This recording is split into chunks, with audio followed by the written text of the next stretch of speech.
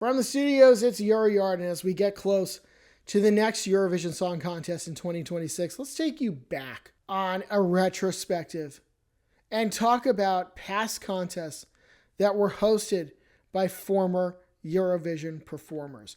It did not used to be a thing at first, but as time has gone on, as you will see in this video, it has definitely become a much more common occurrence. So what we're going to do, we're going to put on the screen right now a timeline of all of the contests from 1956 up to the present in 2026.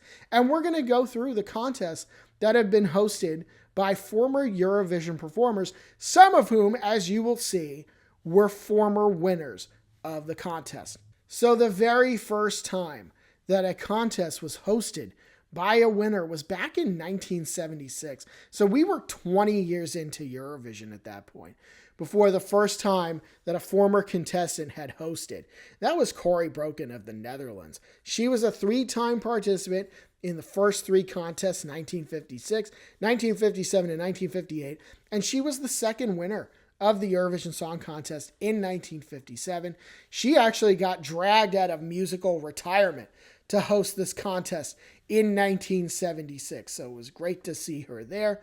And you wouldn't have to wait very long for the second time that a contest would be hosted by a former participant. This was in 1979 in Israel, Yardena Arazi. She participated with that song Imor Shalom in 1976. So she hosted the 1979 contest. And then, as far as I'm concerned, an all-time great host. The third time that a former contestant hosted Eurovision was in 1985.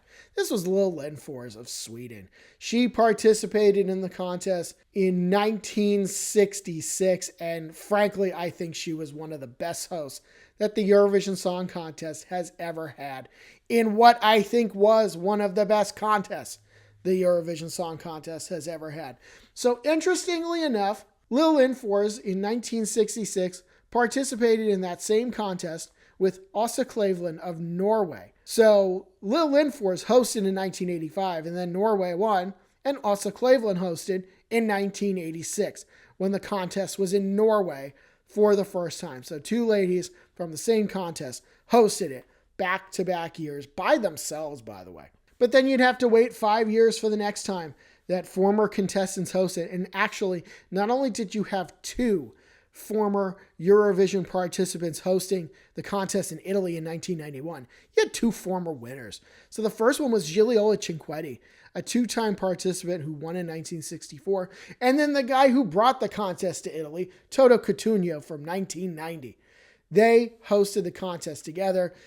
You can read up on how that went, but either way, it was really nice to see some legends of Italian Eurovision. And then the 6th time, you'd have to wait until the end of the decade, Daphne Dekel in Israel, who participated in 1992, hosted the contest in 1999. But then as we get into the 2000s, it becomes a much more common occurrence for former contestants to host the contest. So in 2003, when Latvia hosted their one and only time, the woman who brought it there, Marie N., she helped host the contest in 2003.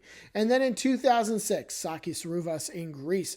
He was a 2-time participant. So Sakis participated in 2004, hosted in 2006, and then participated again in 2009. But then you just go forward a couple of years, and another 2-time participant who did the same thing, Željko Joksimović of Serbia.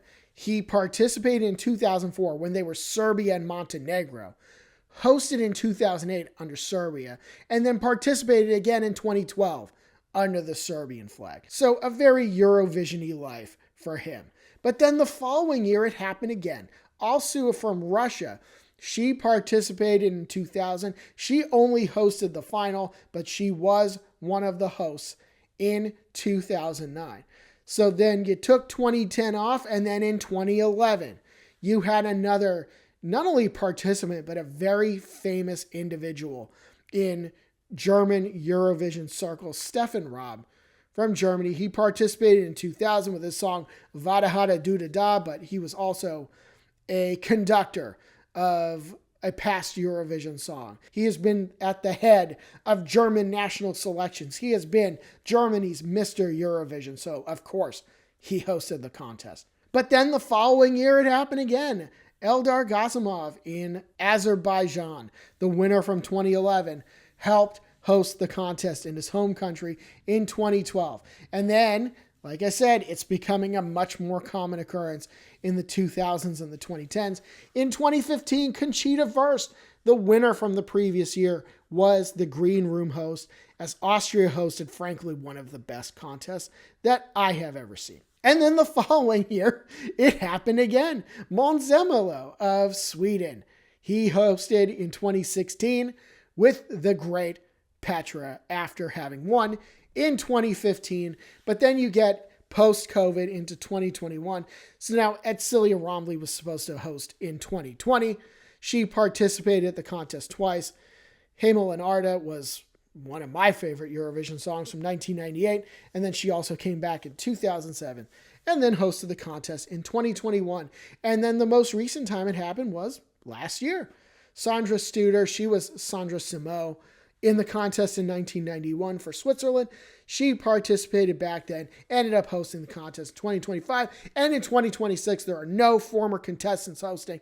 But I don't think you're going to have to wait long to see it happen again, because it does seem to happen every couple of years where a former contestant gets in on the action and joins the hosting crew. So I think by the end of the decade, it's pretty safe to say you will see this again.